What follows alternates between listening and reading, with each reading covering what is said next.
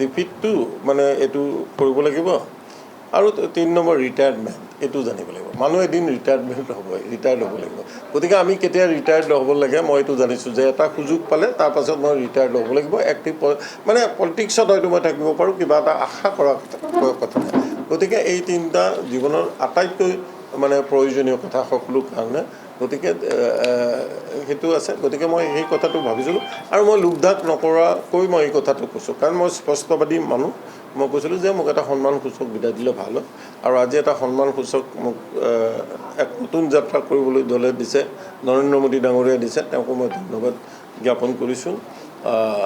আৰু বিকাশৰ যাত্ৰা যিটো আছে নৰেন্দ্ৰ মোদী ডাঙৰীয়াৰ নেতৃত্বত সমগ্ৰ ভাৰতবৰ্ষত হিমন্ত বিশ্ব শৰ্মাৰ নেতৃত্বত অসমত আৰু ছত্তীশগড়ত ভাৰতীয় জনতা পাৰ্টীৰ চৰকাৰ আছে তাতো বিকাশৰ যাত্ৰা হৈছে এই যাত্ৰাবিলাকত সহযোগী আৰু সমভাগী হ'বলৈ পাই নথৈ আনন্দিত হৈছোঁ আজি তাৰিখত আপোনাক দলে যথেষ্ট সন্মান দিছে বুলি আমি ক'ম যে আপোনালোকৰ যি ত্যাগ বা যেনেধৰণে আপোনালোকে কষ্ট কৰিছিল আপোনাক কেইজনমান মুষ্টিমে মানুহে তাৰ পাছত আজি সন্মানজনক বিদায় বা আপুনি এই দলটোৰ কাৰণে যথেষ্ট কৰিছে আৰু আজিৰ তাৰিখত যদি আমি সুধিব এই মুহূৰ্তত সোধা নুসুধো মোৰ অকণমান হেৰি হৈছে যে আজিৰ তাৰিখত যিটো পৰিৱেশ হৈছে আপুনি নিজেও গম পায় যে অশোক শৰ্মাৰ পৰা আৰম্ভ কৰি ৰাজেন গোহাঁইৰ পৰা আৰম্ভ কৰি বিভিন্ন ধৰণৰ ক্ষোভ অসন্তুষ্টি ৰাইজৰ মাজত আছে গতিকে সেইখিনি ক্ষেত্ৰত আপুনি কি ক'ব প্ৰাক্তন ৰাজ্যিক সভাপতি হিচাপে বা দলটোক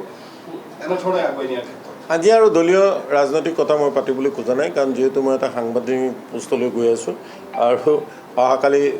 ভিতৰতে মই হয়তো ভাৰতীয় জনতা পাৰ্টীৰ সদস্যপদ ত্যাগ কৰিব লাগিব কাৰণ মঙলবাৰে মই